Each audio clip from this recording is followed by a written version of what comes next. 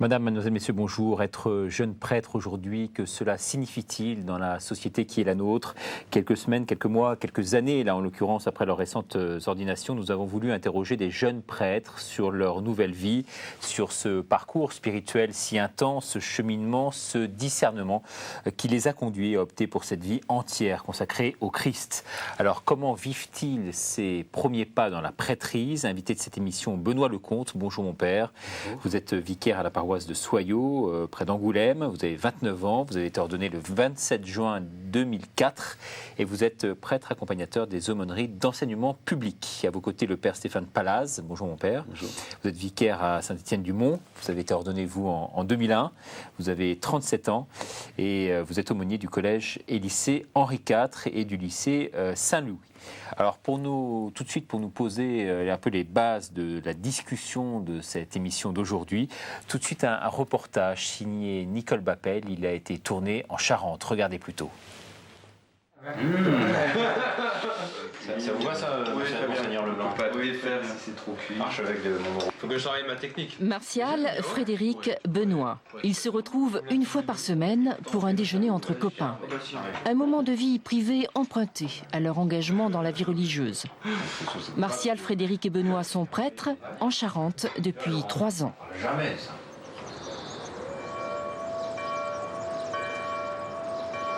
Bonjour Madame Cheng, comment allez-vous? Vous n'avez pas rendu? Ah non, vous venez pour la messe ou... Premier ministère pour le père Martial Leblanc à Montmoreau, dans la campagne toscanienne du Sud-Charente. Oui, on va y aller. On m'avait dit ça aussi. Bon, voilà. Je ne suis pas prêtre de Montmoreau, je suis prêtre au service de tout le doyenné. Donc des 5 paroisses, Auxerre, Chalais, Blanzac, Villebois et puis Montmoreau. Et donc ça fait pas mal de monde quand même. Au nom du Père, et du Fils, et du Saint-Esprit, la grâce de Jésus notre Seigneur, l'amour de Dieu le Père... Et moi, si je suis prêtre aujourd'hui, c'est que depuis très longtemps, j'ai été accompagné, porté par mes frères et sœurs chrétiens, chrétiennes. Ça, c'est une évidence. D'une manière très égoïste, en tout cas pour moi, je cherchais vraiment mon bonheur. Voilà. Et j'avais, à un moment donné de ma vie, j'avais 24 ans, 23, 24 ans, et ben voilà, j'avais des choix d'orientation à faire, et celui-ci s'est posé, et je dirais presque naturellement. Au cœur d'Angoulême, le père Frédéric Sabourin. Il vit et travaille au pied de la cathédrale. C'est ça la Charente, c'est la belle pierre et le soleil. Faut le dire. Depuis le petit matin, Frédéric cumule les rendez-vous. Après une messe, il s'apprête à une préparation au mariage. C'est sa 3e rencontre avec Laurie et Julien. Le livret qu'on vous a donné, on va bâtir un peu un canevas pour savoir qui fait quoi. Frédéric, il est ouvert d'esprit, il est jeune, on est en adéquation, quoi. Il nous apporte la réflexion, le côté posé, et il connaît peut-être pas le mariage au sens où nous on l'entend, mais il y a d'autres formes de mariage et d'autres formes d'amour qu'il connaît certainement. Frédéric, c'est le citadin. Il a fait son séminaire à Bordeaux et la faculté de théologie à Paris. C'est en ville qu'il a souhaité exercer son ministère. Je vais vous décevoir, il n'y a pas un matin où je me suis réveillé en me disant ça y est. Ça s'est fait sur plusieurs mois. Il y a un jour où effectivement, je voyais un prêtre régulièrement avec lequel je faisais le point. Un type suffisamment ouvert, qui me connaissait suffisamment aussi pour ne pas trop me rentrer dedans et pas trop me séduire, entre guillemets, pour dire mais si, viens, tu vas voir, c'est super. Mais donc je faisais le point avec lui et à un moment donné, en parlant comme ça, je lui ai dit bon bah à partir de maintenant, sur l'année qui vient, je vais interpréter un peu, je vais essayer de regarder tous les signes qui me viennent et je vais voir de quel côté je suis le plus attiré. Et voici Benoît. Il a tout juste 29 ans. Le père Benoît Lecomte a hérité de la paroisse de Soyaux, un quartier populaire dont il aime la diversité de population. Ah bah là on va célébrer la messe. Alors les vendredis de carême, on prend le temps de célébrer la messe du vendredi. Et donc on va partager sur les textes, voilà, tranquillement. Et puis... On va se habiller comme ça. Non, mais on va apporter mon aube et mon étole là-bas, donc tout est prêt. Ça va, François ? Je suis heureux de vivre tout ce que je vis, avec des lourdeurs parfois, mais mais on a quelque chose de magnifique à vivre, quoi. Avec chaque rencontre est extraordinaire. Je connais peu de métiers où on rencontre autant de personnes différentes, où on va aussi loin dans la rencontre, où on accompagne des gens, on a cette tâche, moi, qui me fait peur, quoi. Enfin, d'accompagner des gens qui peut faire peur, d'accompagner des gens du début à la fin de la vie. La grâce de Jésus notre Seigneur, l'amour de Dieu le Père et la communion de l'Esprit Saint soient toujours avec vous. Et avec ton esprit. C'est quand même une force extraordinaire que d'avoir cette confiance. Et ça, c'est pas un travail que vous avez fait. C'est quoi le déclic ? Pour moi, c'est très très important de vérifier que ce que je crois, enfin cette espérance, cette foi, ça, c'est pas qu'un vague sentiment, c'est pas un truc pour genre méthode Coué pour se donner confiance ou quoi, mais ça tient la route, que ça tient la raison, que ça tient la logique, que ça a du sens, que c'est pas n'importe quoi. Ça, scientifiquement, c'est solide. C'est un peu étonnant de dire ça, que la foi, scientifiquement, c'est solide. Mais plus on avance dans les questions, et plus je découvre que ma foi, elle tient la route de la raison. Entre séminaire et faculté de théologie, au moins 6 années d'études. Mais ce n'est pas la durée des études qui ouvre la voie à la prêtrise. C'est une réflexion, un appel bien en amont. Plusieurs des jeunes prêtres que vous avez rencontrés, je les ai d'abord connus jeunes lycéens et je leur ai donné le sacrement de confirmation. Pour tel ou tel d'entre eux, je n'oublie pas, la première rencontre s'est passée sur le terrain où ils vivaient avec leur famille. Ils demandaient le sacrement de l'Esprit Saint, la confirmation, et ils m'ont écrit une lettre personnelle. Et pour plusieurs d'entre eux, j'ai d'abord reçu ces lettres et je les ai rencontrés à partir de ces lettres. Et j'ai vu le travail de Dieu, l'éveil de la vocation, comme on dit, se produire et se déployer à partir de cette première rencontre et de ce premier dialogue.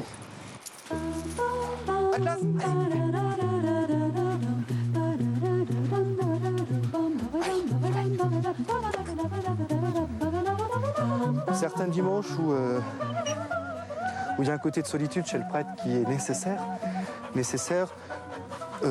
Parfois je partais tout seul en balade, là j'emmène Atlas et que ça fait une compagnie sympa, effectivement.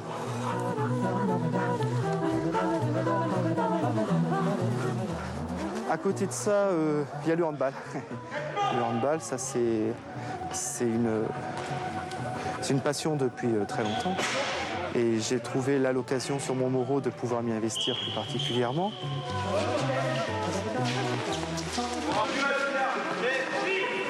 Moi, je me verrais plus comme un homme du rapprochement, du contact, de l'écoute. Et je crois que c'est important aujourd'hui. Alors, en tout cas, ici, à la campagne, en milieu rural en tout cas, les gens ont besoin de parler. Quand on parle à un prêtre du célibat, on parle pudiquement du mariage. En réalité, ce qu'il y a de plus difficile, n'est-ce pas la notion du couple qui leur est interdite ? Moi, le célibat m'aide à m'épanouir aussi. Moi, dans mon ministère, ça me permet d'être vraiment à l'écoute, d'être disponible.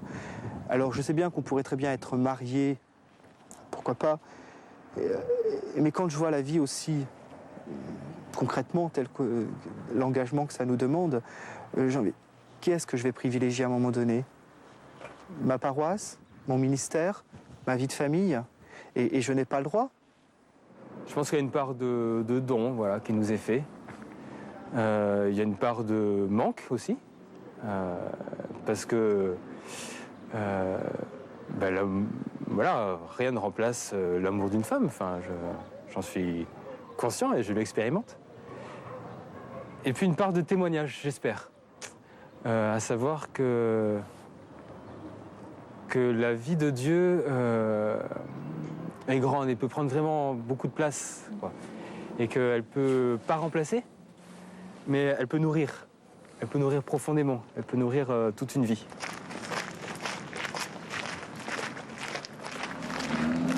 est prêtre avec tout ce qu'il nous fait, quoi. Enfin, voilà, moi c'est la musique, j'aime bien continuer à faire des bandes son, etc. Parce que c'était ma branche et voilà quoi. Seigneur, je t'en prie, illumine mon esprit, je pense à toi tous les jours. Tu es au fond de mon cœur, je crois en toi pour toujours. Et j'ai... Avant d'être prêtre, j'ai fait des études de technique du son, voilà, donc j'ai fait un BTS. Et c'est la voix du Christ que vous avez entendue? C'était un prof de son qui m'avait dit, quand je lui ai dit je rentre C'était 2 ans après le BTS que je suis rentré au séminaire. Il m'a dit surtout, c'est génial comme remarque, surtout si tu entends des voix, n'oublie pas de brancher le micro. Voilà. J'ai toujours pas entendu de voix, mais je continue de brancher des micros quand même.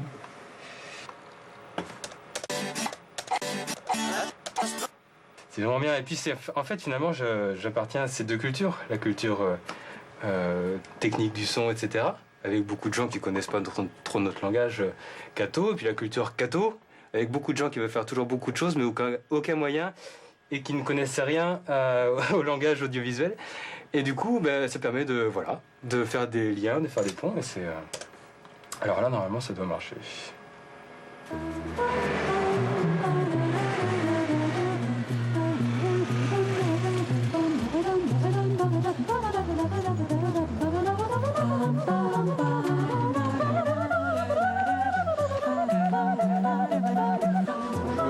C'est pas le lot de tous mes contemporains de 32, bientôt 33 ans, d'avoir la foi chevillée au corps et de la vivre à ce point-là. Donc on se sent un peu à part, oui. Quelque part, entre guillemets, on se sent un peu à part.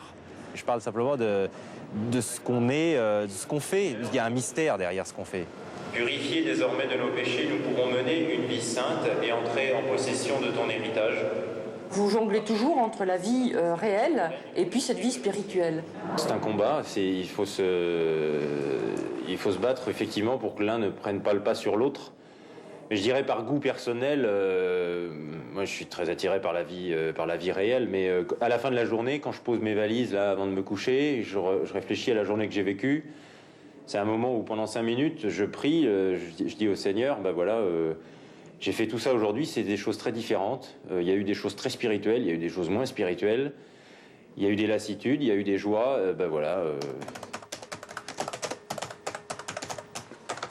Précédemment, vous faisiez quoi sans cette discrétion ? Précédemment, j'écrivais. J'ai passé la matinée à écrire un certain nombre de textes, à la fois qui vont me servir pour le week-end, une homélie pour dimanche, et j'ai écrit aussi la première partie de la chronique cinéma que nous irons voir tout à l'heure, que nous enregistrerons tout à l'heure. Frédéric est passionné de cinéma. Depuis 2 ans, il a d'ailleurs sa rubrique hebdomadaire sur RCF Accord à Angoulême.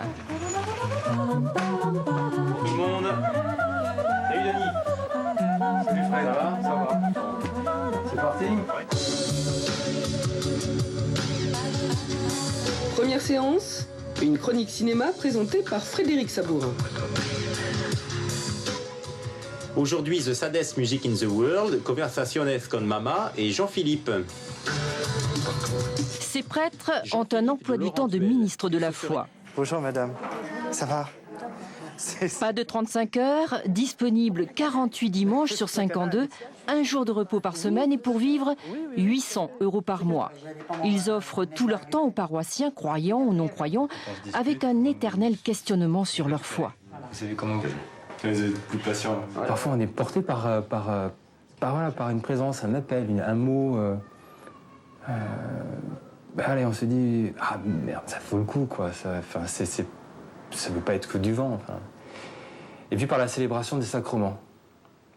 Qui je suis, moi, pour imposer les mains et dire ceci est mon corps, ceci est mon sang? Qui je suis pour dire je te pardonne tous tes péchés à quelqu'un? Je suis rien. Et c'est bien que ça me dépasse. Enfin, c'est plus grand que moi. De moi-même, je ne peux pas dire à quelqu'un je te pardonne tous tes péchés. Je le fais au nom de Dieu, au nom de l'Église.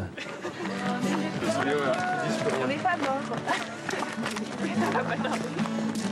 Ils sont jeunes et consacrent beaucoup de temps aux ados des aumôneries, des collèges et des lycées.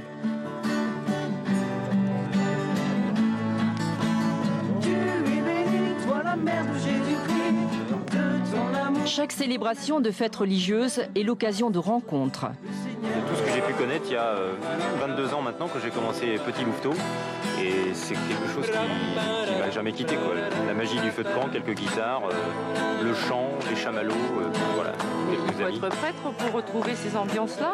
Pas forcément, mais quand on y est, ça apporte un petit plus, quoi, peut-être, je sais pas, par rapport aux jeunes qui sont là. On se mouille avec eux, quoi. On est des jeunes gens normaux et on aime aussi partager ces temps festifs avec eux, quoi. Ces mêmes sorties qui ont nourri il y a quelques années l'éveil de leur vocation. Voilà, retour sur ce plateau de KTO Magazine. C'est vrai qu'on est très ému, en tout cas très admiratif devant tant de vérité et d'authenticité. Donc, dans ce reportage signé Nicole Bappel, une réaction à chaud. Alors vous, on voit largement dans le film. Comment vous l'avez appréhendé, ce film? C'est pas toujours évident de se voir d'abord, et puis. C'est pas évident. C'est pas la première fois que je le vois non plus. Moi, je remercie Nicole Bappel d'avoir pris l'initiative de tourner ce petit documentaire. Et puis de la façon dont elle l'a fait, je trouve qu'elle a réussi à transmettre quelque chose qui n'est pas évident à dire et à montrer. C'est quand j'ai accepté de tourner ça avec Frédéric et Martial, j'avais envie de dire la beauté de ce qu'on vit au jour le jour. Et c'est pas évident d'expliquer à des gens quel est l'emploi du temps d'un prêtre, et d'un jeune prêtre encore plus. On nous imagine tout le temps en train de célébrer des enterrements dans des églises froides et poussiéreuses. C'est aussi le cas, non? Ça arrive, mais on passe pas nos journées à ça. Et c'était l'occasion, voilà, de dire un peu tout ce qu'on pouvait vivre, toute la richesse de ce qu'on pouvait vivre, et je trouve qu'elle a fait de manière remarquable. Pour vous, mon père, vous n'êtes pas dans le reportage. Non, vous êtes prêtre ici à Paris, donc ce n'est pas vraiment l'angle du sujet. Oui. Et vous êtes un jeune prêtre aussi, et comment vous vivez les choses, vous? Moi, j'étais très sensible à tout ce qu'on a entendu et je me reconnais enfin, dans beaucoup de points. Il y a une chose que je relèverais que Bruno disait et qui me remet aussi en mémoire une phrase de l'Évangile. Jésus dit dans l'Évangile de Jean « Je suis venu pour qu'ils aient la vie et qu'ils l'aient en abondance ». Alors c'est vrai de tous ceux qui peuvent avoir la chance de le connaître et d'être de ses disciples, mais c'est vrai aussi par excellence, je trouve, dans la vie d'un prêtre. Il y a une vie... c'est une vie qui atteint une intensité et une profondeur. C'est vrai qu'on n'imagine pas et qui en fait toute la beauté. Quand Bruno disait, mais on se rend pas compte. Benoît, pardon. Quand Benoît disait, on se rend pas compte de toutes les personnes qu'on peut rencontrer, de tous les cas de figure. C'est vrai que c'est le tout venant qui vient au devant du prêtre, et puis de toutes les situations humaines qu'on peut découvrir et de la profondeur des rencontres, parce qu'il en va pas moins que des questions les plus essentielles, la vie, la mort, Dieu, le sens de mon existence. Alors, ça donne à la fois vraiment une intensité et une profondeur à l'existence qui est incroyable. Oui, c'est ça qui vous plaît manifestement dans votre ministère notamment. Vous dites bien dans le film, chaque rencontre est extraordinaire et je ne connais que peu de métiers finalement qui offrent cette possibilité d'aller au fond des choses avec chaque individu. Oui. Et quand je disais ça, Nicole Bappel, la journaliste, répondait « Si, il y a le métier de journaliste aussi ». Et je lui répondais « Non, on ne va pas aussi loin et dans la durée ». Voilà, le journaliste, il prend un sujet et il tourne son affaire. Et nous, c'est l'accompagnement, mais au sens du Christ sur le chemin d'Emmaüs. L'accompagnement du début à la fin et avec toutes les étapes de la tristesse, de la joie, de la présence, de l'absence, de l'amour, du questionnement, etc. Ouais. Et avec l'Église, avec un grand E, c'est quoi? C'est vraiment une histoire d'amour? Comment a-t-elle pris forme? Avec l'Église, en tout cas pour moi, c'est vraiment une histoire d'amour, avec tout ce que ça comporte, de dialogue, de discussion, de passion. Moi, je crois que si je suis prêtre aujourd'hui, c'est parce que l'Église... D'exaspération aussi parfois ou pas? Ouais. Oui. Si je suis prêtre aujourd'hui, je crois que c'est d'abord par appel de l'Église. Il y a sûrement appel de Dieu, mais il est passé par l'Église. L'Église, les hommes et les femmes que j'ai pu rencontrer, les croyants et les incroyants, les chrétiens et les non-chrétiens, et tous ceux qui m'ont incité à prendre ce chemin de liberté, de confiance, de don, de don de soi par amour, quoi, pour la vie. Ouais. Parce que vous dites que vous êtes un homme d'église, mais un homme aussi de l'église.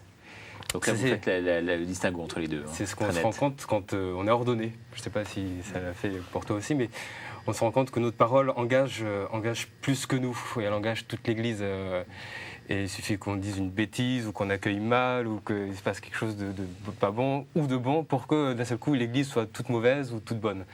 C'est vrai pour le prêtre, c'est vrai aussi pour des laïcs qui vont accueillir pour un baptême, qui vont célébrer des funérailles, etc. Quand on prend cette place de baptisé et qu'on accueille des gens, notre parole et notre présence s'engagent plus que nous. Et donc on est un homme aussi de l'église.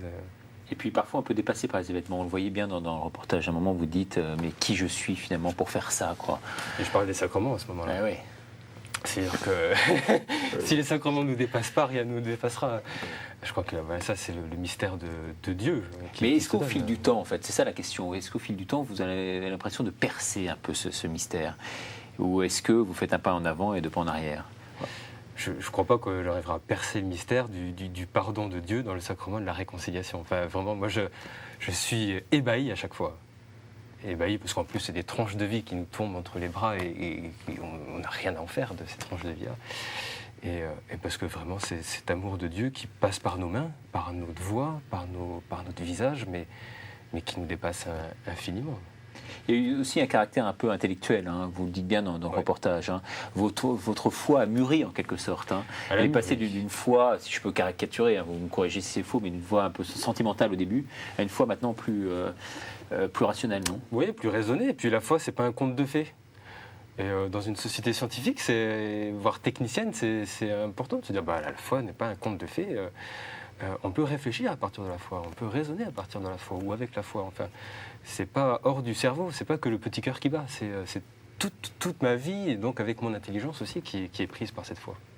Ce qui est formidable, en tout cas en vous regardant, c'est que vous avez vraiment l'air d'être épanoui et d'être bien à votre place au cœur même de cette église d'aujourd'hui. Ce qui n'est pas forcément évident, hein, avec toutes les contraintes qui sont les nôtres dans cette société à la fois laïcisée, sécularisée.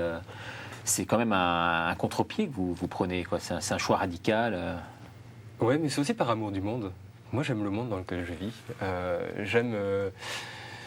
J'aime ces questions qui se posent, j'aime ce rapport à l'Église qui n'est pas clair, ou à la foi qui n'est pas toujours très clair. Enfin, chez ceux qu'on rencontre, qui est plein de questionnements, qui est plein de recherches, qui est plein de mise à distance, et en même temps, on y est attiré. Je crois que c'est pas pour quitter le monde, mais au contraire, c'est par amour du monde que j'ai choisi d'être prêtre. Alors très honnêtement, vous faites part dans le reportage de vos manques. Vous dites notamment l'amour d'une femme, rien ne pourrait remplacer l'amour d'une femme. C'est un peu ce que disait l'abbé Pierre. Parce que quand on lui pose la question à la fin de sa vie, on lui dit est-ce que vous avez un manque? Il dit oui, celui-ci aussi. Et finalement, il n'est pas si exclusif que ça. Dieu? Ou ce choix? Ce choix, il est par amour aussi, mais ça fait partie de notre humanité aussi, je crois, la tendresse, l'affection d'une femme pour un homme ou d'un homme pour une femme. Et ça peut faire partie d'un manque. Après, on ne focalise pas sur ce manque-là, et puis on arrive à vivre des tas de choses belles grâce aussi à ce manque-là. Mais évidemment, je crois que l'amour de Dieu et l'amour d'une femme, c'est différent. Voilà. Et que l'amour de Dieu peut nourrir, comme je le dis dans le reportage, peut nourrir toute une vie. Oui, parce que l'amour de Dieu offre une grâce quand même particulière. Je crois que c'est un don. En plus, on a cette chance, nous, d'avoir choisi le célibat. Ce qui n'est pas le cas pour beaucoup de mes contemporains qui sont célibataires. Et c'est pas rien, j'ai choisi, j'ai accepté, en connaissance de cause. Et puis j'ai pris le temps de mûrir ce choix aussi. Donc c'est pas fait à la légère non plus. Parce que le choix d'un instant ou d'un moment n'est peut-être pas celui aussi du lendemain, et tout être est appelé à évoluer dans son existence. Oui, mais le choix de l'ordination, de l'engagement au presbytérat, c'est le choix d'une vie. Comme le serait un mariage, si on part dans cette comparaison-là. C'est un oui qu'on renouvelle chaque jour, et puis qu'on renouvelle et qu'on vit chaque jour. Ouais. Donc il y a un travail vraiment au quotidien? Il y a un travail au quotidien, apprendre à aimer, oui, c'est un travail au quotidien. Et comment vous travaillez justement à ce niveau-là?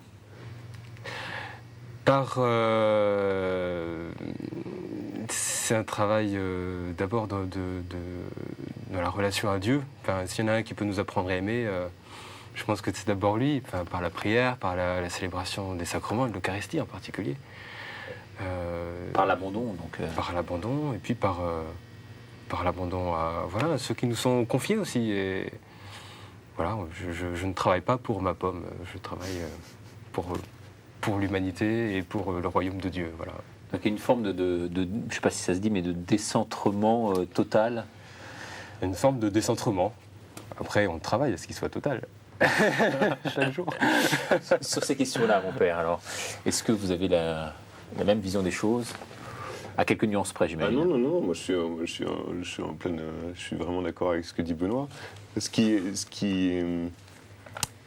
me fait réfléchir, ce qui est beau à voir et en même temps un peu ambigu, je trouve, c'est que c'est vraiment c'est la première question. Enfin, d'une certaine manière, moi je vois bien avec mes jeunes à l'aumônerie et puis auprès de nos contemporains, c'est la première question qui surgit. C'est la vie affective, c'est la vie.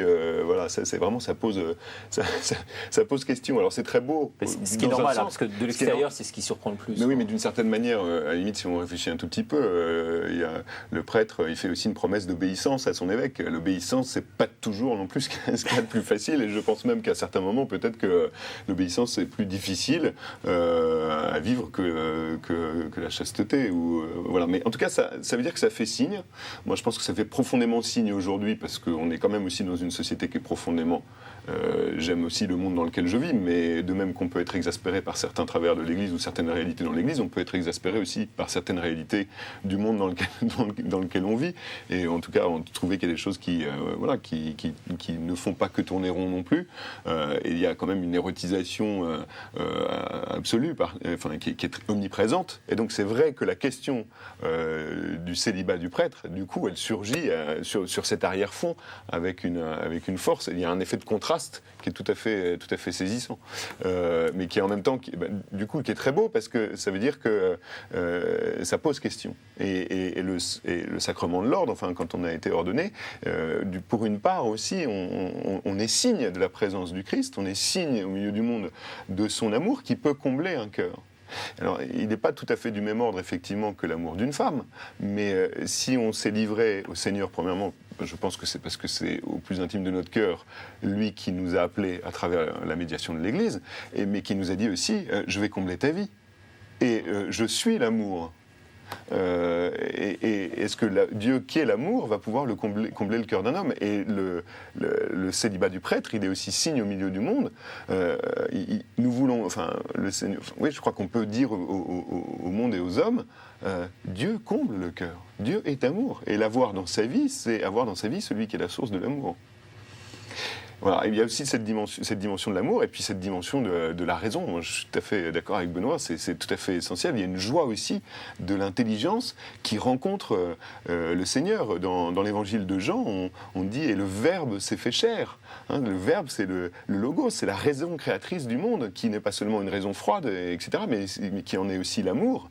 Mais ça veut dire que le Christ, quand il rencontre le cœur de l'homme, il vient dilater et rencontrer et rejoindre chacune de ces dimensions, aussi bien celle du cœur, de la volonté la plus profonde, que celle de l'intelligence. Et c'est tout ça qui est saisi par la personne du Christ.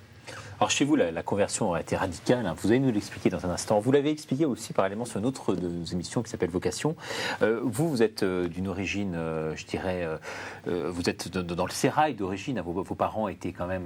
Je suis tombé dans la marmite, oui. Vous êtes tombé dans la marmite, alors que vous, c'est vrai que vous avez fait l'expérience de Dieu enfant, issu d'une famille absolument pas pratiquante. Non, absolument pas, il faut nuancer un petit peu, mais plus ou moins, voilà.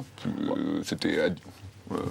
par intermittence. Par intermittence. Voilà. En tous les cas, entre 18 et 24 ans, là on peut le dire, vous êtes complètement écarté de la foi, à tel point que vous êtes, selon vos propres termes, vautré dans l'ecstasy, la cocaïne, vous aviez une vie affective complètement déréglée à ce moment-là, pendant ces 6 années.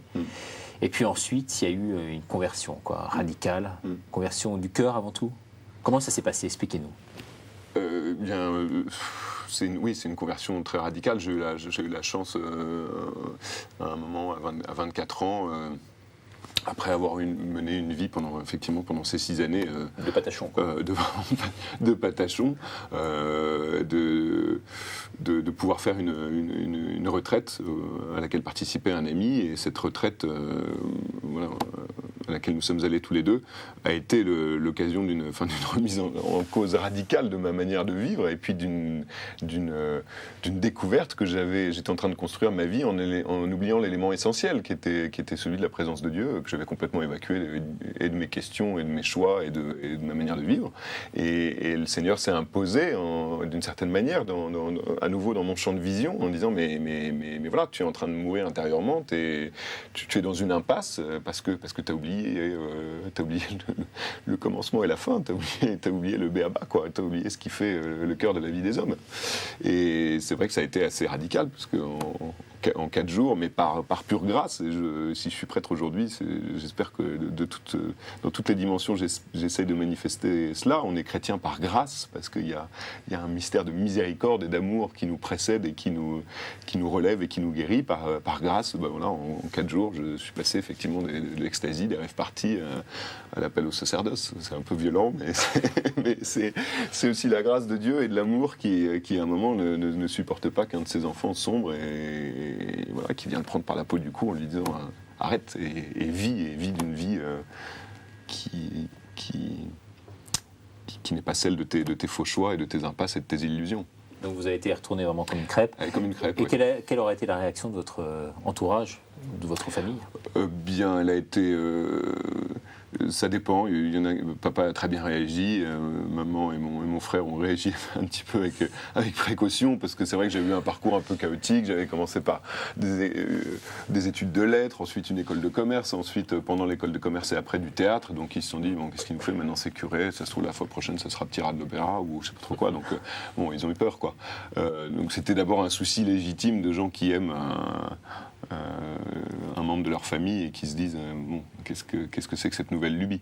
Et puis c'est vrai qu'il y a eu une peur aussi parce que l'évangile a surgi dans ma vie et dans mon cœur, et que dans une famille où il n'existait pratiquement pas, ça fait l'effet d'une bombe, quoi. Ça fait l'effet d'une bombe, parce qu'une famille se construit sur ses valeurs, sur ses acquis, etc. Et puis tout à coup, il y a un hurluberlu qui arrive et qui a dit « Arrêtez tout, on a oublié quelque chose, il y a Dieu qui est au centre de tout, et qu'est-ce qu'on en a fait ?» Donc forcément, c'est un peu difficile à vivre, parce qu'un jeune converti, c'est pénible. Et pour vous, mon père, ça a été un peu, bien sûr, différent. Vous n'avez pas eu cette chance de connaître... je ne dirais pas, mais de connaître cette forme de radicalité de la conversion. Non, comme si je tant est disais, que ce soit une chance. Je ne sais pas, chaque parcours et chaque histoire est une histoire sainte. Hein. J'ai un autre parcours, ma famille est chrétienne, elle est engagée dans l'église depuis toujours. Ce qui n'est pas forcément plus simple, parce qu'il faut savoir en sortir pour le rechoisir. Voilà. Et moi, le choix, il s'est fait aussi par la distance. Et j'ai été étudié à 500 km de chez mes parents et je ne suis jamais revenu. Voilà. Et j'ai eu besoin de cette distance-là pour couper les ponts, pour pouvoir rechoisir mon baptême, même si on est chrétien par grâce. Je crois que c'est aussi un choix qu'on a à faire en conscience. Là, vous employez un mot, je crois, qui est très intéressant, c'est le mot de choisir, parce qu'on a l'impression, en tout cas vu de l'extérieur, ou les gens ont l'impression, en tous les cas, qu'il s'agit d'un renoncement. En fait, non, il s'agit avant tout d'un choix et vraiment d'une vraie liberté. Une vraie liberté. Moi, j'ai fait l'expérience à plusieurs reprises de la liberté et de la confiance, et je crois que l'un va avec l'autre. Et du coup, ça m'a donné la possibilité de faire des choix en vérité, quoi. Des choix qui peuvent me construire. On ne se construit pas sans choix. Donc choisir, c'est se construire, et c'est avancer. Et... Ouais. Donc moi, voilà, ça s'est passé plutôt par la distance, et puis par prendre conscience de l'importance de ce que j'avais pu recevoir, de par ma famille, les rencontres que j'avais faites avant. Et puis de me dire, bon, est-ce que quelle importance ça a dans ta vie, enfin, quelle place j'ai envie de laisser à tout ça dans ma vie. Je trouve que c'est une place importante. Est-ce que c'est pour répondre aussi à une quête de bonheur ? Dans le reportage, l'autre prêtre disait, moi c'est vrai que j'ai choisi ça avant tout pour mon propre bonheur. Pour vous, par exemple. Ah, bah oui, c'est sûr. Enfin, je crois que le Seigneur nous crée et nous veut, et puis dans le cadre, par exemple, de la vocation, nous choisit, et c'est d'abord aussi une vie de joie, une vie de bonheur. Enfin, si Dieu est amour, il veut notre bien. Donc c'est d'abord ça qui occupe son cœur, et c'est d'abord ça qu'on vit dans le sacerdoce. C'est sûr que moi, je fais le choix enfin, je fais le choix de me laisser choisir par le Christ qui nous choisit pour nous dire, voilà, marche sur ce chemin de joie. Ça, c'est sûr, oui. Avec beaucoup d'obligations, de renoncements. Mais ce bonheur, moi, je crois que c'est le critère de discernement quand on devient prêtre. Et c'est le critère de la vie. Enfin, j'étais au séminaire à Bordeaux, j'étais au séminaire à l'Institut catholique à Paris. Donc j'ai vu plusieurs supérieurs de séminaire. De temps en temps, on fait le point avec les supérieurs pour voir comment on avance. Et systématiquement, je ne sais pas si c'est un truc entre supérieurs qui se donne, mais systématiquement, la première question de ces entretiens, c'était « Est-ce que tu es heureux ?» Avant que tu répondes, nous, on te sent heureux. Mais toi, est-ce que tu es heureux? Et voilà, c'est le premier critère de discernement, c'est le premier critère de vie. Enfin, et pour quel que soit le choix, quoi. Quel est ton bonheur? Et où est ton bonheur? Là, je suis là. Oui, c'est un critère essentiel. Moi, je sais, de temps en temps, on avait la chance, enfin, je pense que tu veux avoir la même chose, au séminaire, on invitait des gens extérieurs, et des amis ou des membres de la famille, etc. Et je sais que très souvent, nous, on s'en rendait plus forcément compte, mais les gens étaient, à chaque fois, ressortaient en disant, mais c'est incroyable, vous êtes vraiment joyeux. Et voilà, ils sentaient ça. Et c'est vrai que je pense que pour des supérieurs de séminaire, par exemple, un des seuls critères pour à un moment pouvoir, enfin pas un des seuls, ils en ont bien d'autres évidemment, heureusement, mais un des critères les plus profonds aussi, c'est de pouvoir voir la joie, la paix intérieure de celui qui se présente comme candidat au sacerdoce. Ça, c'est vraiment un critère. Si vous avez un séminariste qui passe son temps à tirer une tronche de 10 pieds de long, etc., et qui n'est pas heureux, ben, petit à petit, on va se dire, mais c'est pas le chemin de sa vie. Et c'est vrai que sur KTO, on fait venir très très souvent des prêtres, et la plupart d'entre eux ont un visage lumineux et sont vraiment, on le sent, habités par une présence qui nous échappe. Mais il y a également, et ça vous êtes bien placé aussi pour le savoir, dans les villages, en France profonde ou même à Paris, dans les grandes villes, parfois des prêtres un peu acariâtres. Et pour vous, c'est de les voir, ça ne vous perturbe pas? Ou qu'est-ce que vous pourriez leur donner comme conseil à ces prêtres-là? Il faut prier pour eux ou... Moi, je me garderais bien, je sais pas. Je donne pas trop de conseils. Parce que c'est une réalité aussi. C'est une réalité, mais ce bonheur, c'est pas un bonheur béat, c'est pas un bonheur hors sol, c'est pas un bonheur, voilà, c'est pas des fleurs bleues et des nuages blancs. C'est un bonheur qui est ancré dans la réalité, comme dans le concret du quotidien, etc. C'est pas étonnant que des prêtres, des fois, aient des coups de fatigue. Mais allez discuter avec ces prêtres-là. Prenez le temps, voilà, de prendre un café, de discuter. Qu'est-ce qui les fait vivre profondément? Et là, on va voir le bonheur jaillir aussi. Puis il y a un mystère, de la croix quand même. Enfin, je veux dire, la joie chrétienne, elle est aussi dans la suite du Christ, voilà, qui donne sa vie, qui perd sa vie pour ses brebis. Il y a un mystère aussi il y a des moments où dans la vie du prêtre, on peut être affronté je pense, à des périodes d'infécondité ou de stérilité. On donne tout et on ne voit pas les fruits de ce qu'on donne. Et c'est dans la foi simplement qu'on peut croire que tout ce qu'on a donné, ben voilà, c'est recueilli dans le cœur de Dieu, mais on n'en voit pas l'efficacité immédiate, ou on n'en voit pas voilà, donc il y a aussi un mystère profondément, enfin, sans tomber dans la mystique, bien que ce soit je pense que c'est le cœur de la réalité chrétienne aussi, mais il y a un mystère de conformité avec le serviteur souffrant, avec Jésus qui a donné sa vie et qui est pas... Enfin, justement, c'est pas une joie béate que celle des béatitudes. Relisons les béatitudes. Heureux les pauvres de cœur, heureux ceux qui pleurent. Hein, voilà, ils seront consolés. Le prêtre, il participe aussi à ce mystère du combat spirituel qui existe dans le monde où Dieu peut être refusé, où l'amour peut ne pas être aimé, où la vérité peut ne pas être choisie, voilà, où ce sont plutôt l'orgueil, le mensonge, la vanité qui préside le monde, ou notre propre cœur, ou le cœur des hommes. Donc il y a aussi, on est placé au cœur d'un combat quand même. Et puis on est prêtre avec ce qu'on est. Moi je suis prêtre avec mon caractère, mes coups de gueule, mes passions, mes trucs, ce que j'aime pas, des coups de fatigue, etc. C'est tout ça qui fait que voilà, devenir prêtre ne m'appelle pas à me renier moi-même. Voilà, je suis prêtre avec tout ce que je suis. Voilà. Puis Dieu m'a appelé comme ça, puis même comme ça, donc ça ne veut pas dire que je ne sois pas appelé à la conversion chaque jour, mais voilà. Donner sa vie en restant ce qu'on est avant tout. Hein. Mais si je vous ai posé cette question, c'est que c'est vrai qu'on parle beaucoup aujourd'hui de la solitude des prêtres et qu'on a l'impression que en vous écoutant, que la fraternité quand même est une notion très très importante entre vous. Elle permet de vous porter dans les moments difficiles. Bon, vous faites partie quand même, vous au milieu des jeunes, dans le banlieue d'Angoulême, vous à Paris, Saint-Étienne-du-Mont, bercé par les jeunes et tout ça. Bon, vous avez quand même un peu de chance, disons, par rapport à d'autres prêtres qui ont 15 clochers dans le monde rural, isolés et tout ça. Ah oui, c'est sûr. Ça, c'est indéniable. Ouais. Et ça dépend de quoi? C'est un choix, parce que les gens ne sont pas forcément au courant de comment ça se passe. C'est en fonction des charismes de chacun. Ça dépend d'abord un peu de la nomination de l'évêque, quand même. Des besoins de l'évêque. Des besoins de l'évêque. Des charismes de chacun. Ouais. Et puis.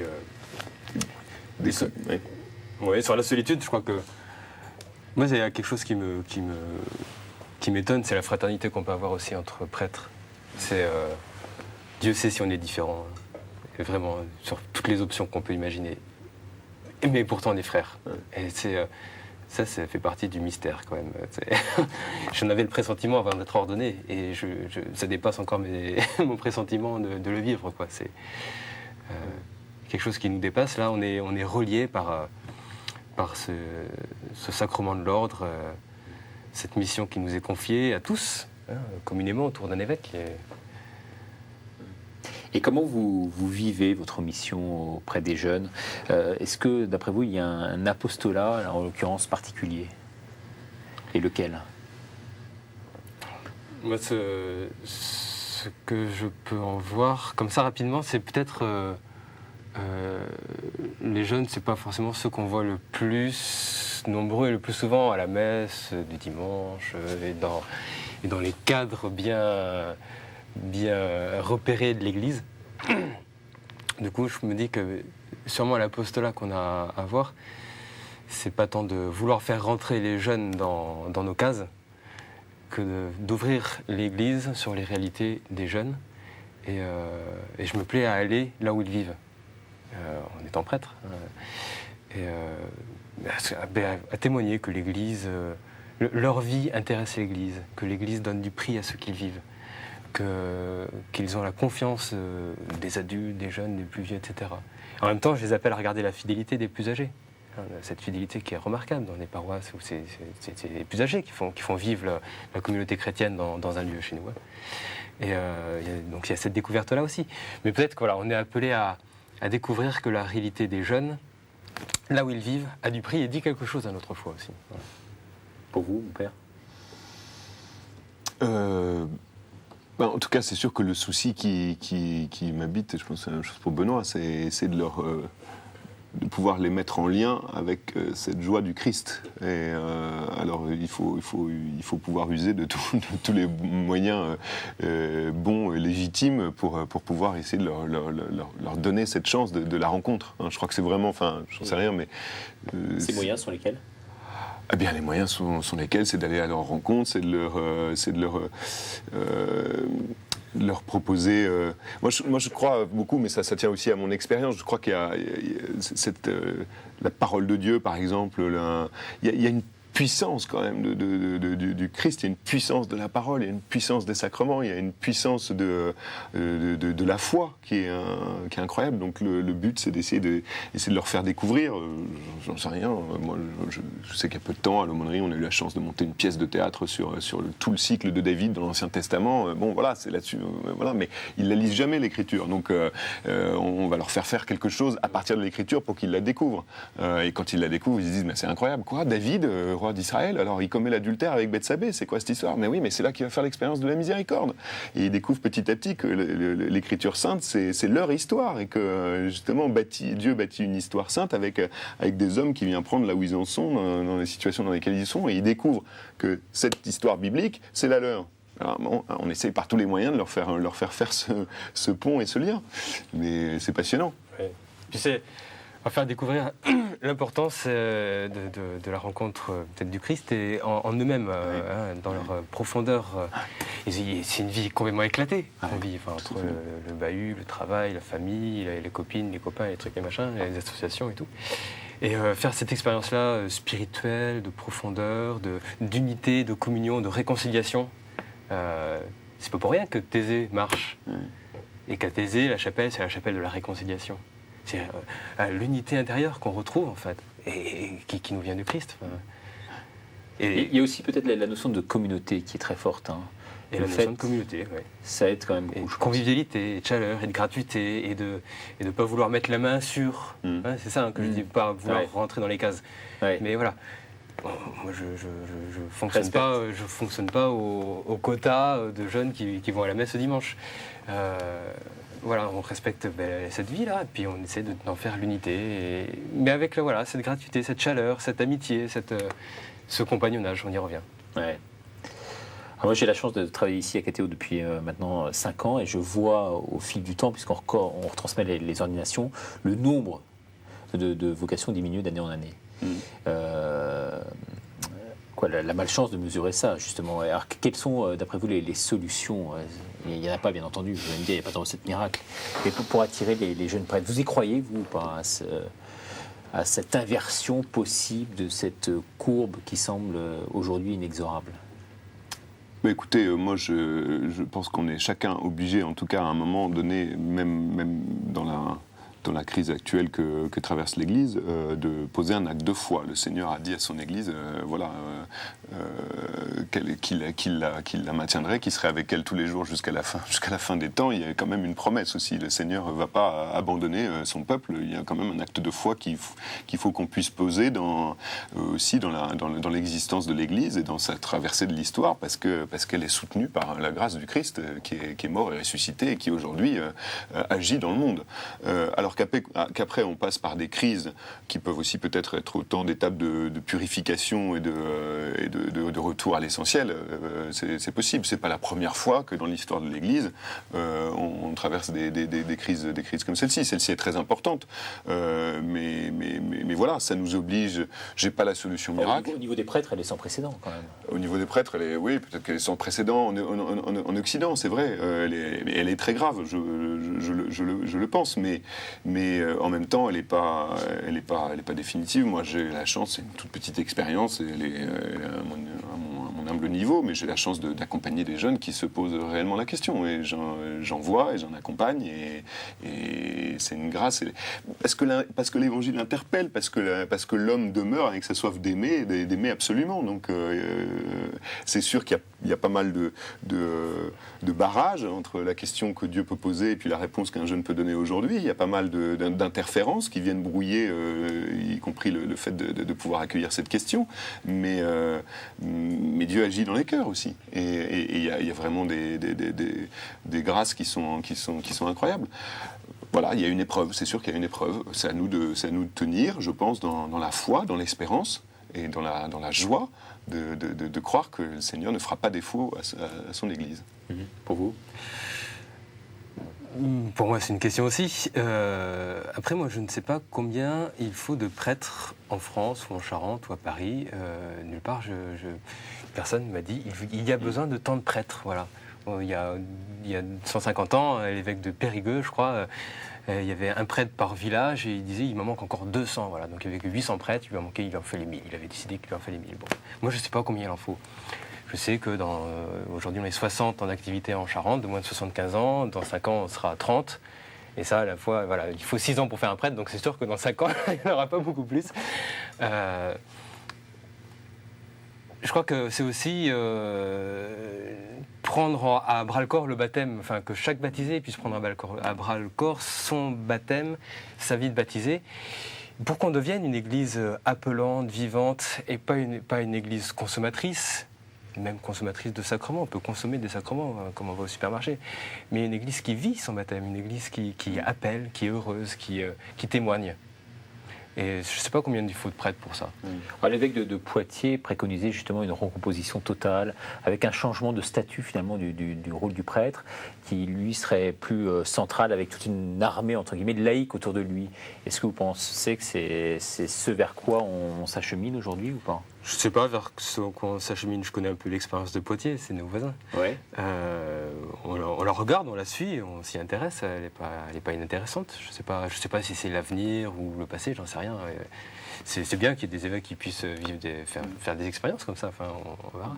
J'avoue que je ne sais pas quel est l'état de l'Église dans 10 ans, j'en sais rien. Mais à mon avis, il y a aussi une question. Je pense qu'on peut pas.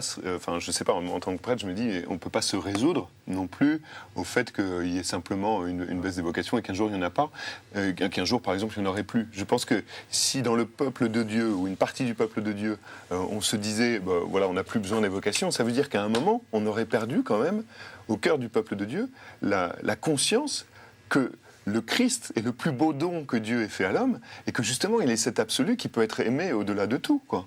Et que si le peuple de Dieu a plus conscience de la beauté de son Seigneur, a plus conscience d'une certaine manière de cette grandeur du Christ, jusqu'à pouvoir lui donner certains de ses enfants, ça veut dire qu'il aurait perdu quelque chose de sa grâce propre. Ça veut dire qu'elle aurait perdu conscience qu'elle se reçoit d'un autre. Eh oui, c'est exactement. Donc elle a perdu son altérité, donc elle devient sectaire. Absolument. Ouais. Voilà, je suis tout à fait d'accord avec toi. Parce que le prêtre, il est signe de ça. Au milieu de la communauté, il est signe que la communauté, elle ne se façonne pas elle-même, mais elle se reçoit d'un autre. Et ça veut dire qu'à un moment, effectivement, si l'Église ou une partie du peuple de Dieu ne voulait plus de vocation religieuse ou sacerdotale, il voudrait simplement fonctionner par lui-même et à partir de lui-même. Ouais. Vraiment, ça c'est quelque chose, je crois profondément. Il me reste 1 minute, l'occasion de vous poser la dernière question. Quel serait vraiment votre rêve à chacun pour l'Église de demain? Waouh. Qu'elle soit... Je sais pas si... Je sais pas. Alors là, vraiment, je suis démuni face à une telle question. Que les baptisés puissent prendre conscience, chacun à sa place. Le peuple de Dieu, c'est pas juste les prêtres. C'est sûr, c'est pas juste la hiérarchie, même si la hiérarchie fait partie de la vie et de l'organisation du peuple de Dieu, c'est que chaque baptisé puisse prendre conscience de la grâce reçue au baptême, de la grâce de vivre de cette amitié avec le Christ. Enfin, là, ça change le monde. Je suis venu apporter un feu sur le monde et combien je voudrais qu'il prenne, quoi. Enfin, on a une puissance de vie, d'amour, de vérité que le Seigneur a mis entre nos mains, qu'on s'en saisisse et qu'on embrase le monde. Enfin, celle de la terre, lumière du monde. Mais oui. Pour vous? Un peu de ça, moi je vais botter en touche, mais peut-être qu'on devienne l'Église que Dieu veut. Et l'Église que Dieu veut, c'est qu'on soit le corps du Christ. Alors regardons Jésus dans les évangiles, regardons Jésus faire, et qu'on arrive à être ce visage-là du Christ au cœur du monde. Écoutez, je vous remercie en tous les cas infiniment à tous les deux d'être venus participer à cette dernière émission pour nous de l'année, KTO Magazine. Vous pouvez bien sûr envoyer vos réactions comme tous les jours sur notre adresse réaction@ktotv.com. Merci beaucoup et puis je serai très heureux de vous retrouver très bientôt pour une nouvelle saison de KTO Magazine. Au revoir.